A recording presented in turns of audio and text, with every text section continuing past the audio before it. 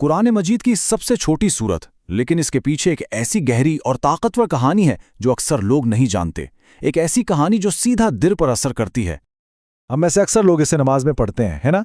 لیکن اس کے نازل ہونے کی جو وجہ ہے، جب وہ سمجھ آتی ہے تو اس سورت کا مطلب اور اس کی طاقت ایک بالکل ہی نئے انداز میں سامنے آتی ہے۔ اس پوری سورت کا جو مرکز ہے وہ ایک بہت گہرا انسانی جذبہ ہے۔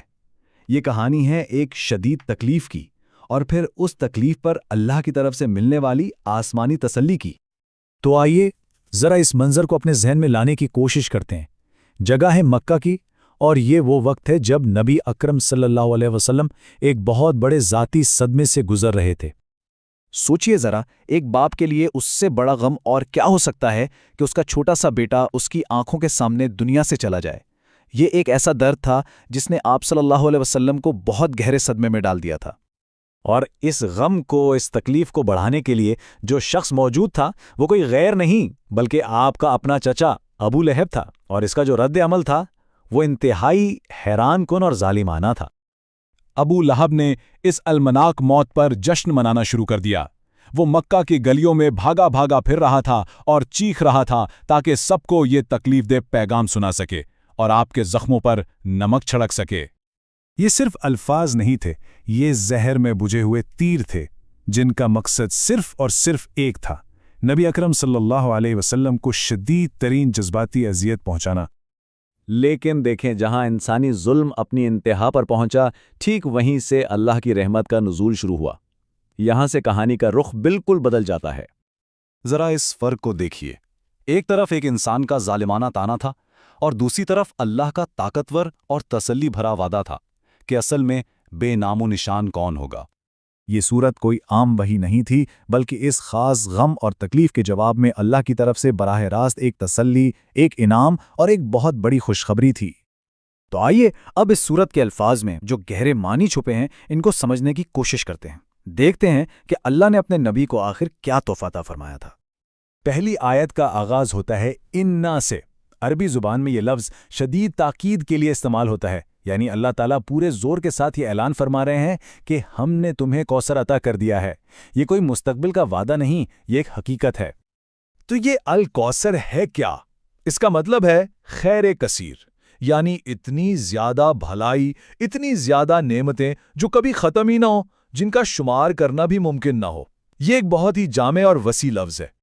مفسرین بتاتے ہیں کہ اس کوثر میں سب کچھ شامل ہے، جنت کی وہ خاص نہر، قرآن کی لازوال تعلیمات، آپ صلی اللہ علیہ وآلہ وسلم کی لافانی میراث، آپ صلی اللہ علیہ وآلہ وسلم کی بیٹیوں کی صورت میں چلنے والی نسل، اور وہ لاکھوں کروڑوں پیروکار جو آج تک آپ سے محبت کرتے ہیں۔ یعنی ابو لہب کے طعنے کا ہر پہلو سے جواب دیا گیا۔ اچھا، جب اتنا بڑا انعام ملے تو اس کا جواب کیا ہونا چاہیے؟ اللہ نے خود ہی بتا دیا، اپنے رب کا شکر ادا کرو اور اس کی عبادت کرو۔ یہاں عبادت کے دو بہت ہی خوبصورت پہلو بتائے گئے ہیں۔ ایک ہے نجی عبادت، یعنی بندے اور رب کا ذاتی تعلق جو نماز میں ظاہر ہوتا ہے، اور دوسرا ہے عوامی خدمت، یعنی قربانی کر کے اور لوگوں کو کھلا کر اللہ کا شکر ادا کرنا۔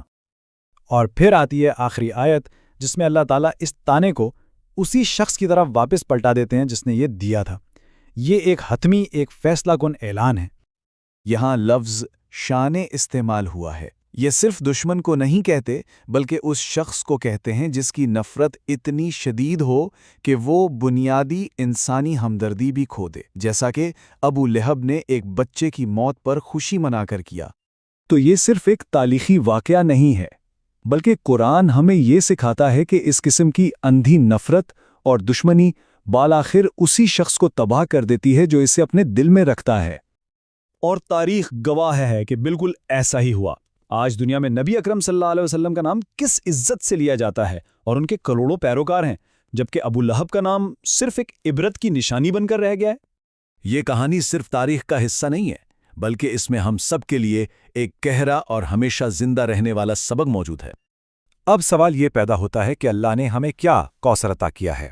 ہماری زندگی میں وہ خیر کثیر کیا ہے جس پر ہمیں شکر گزار ہونا چاہیے؟ ہماری صحت، ہمارے پیارے، سر پر چھت اور وہ چھوٹی چھوٹی نعمتیں جنہیں ہم اکثر نظر انداز کر دیتے ہیں، یہ سب ہمارے لیے اللہ کا عطا کردہ کوثر ہیں۔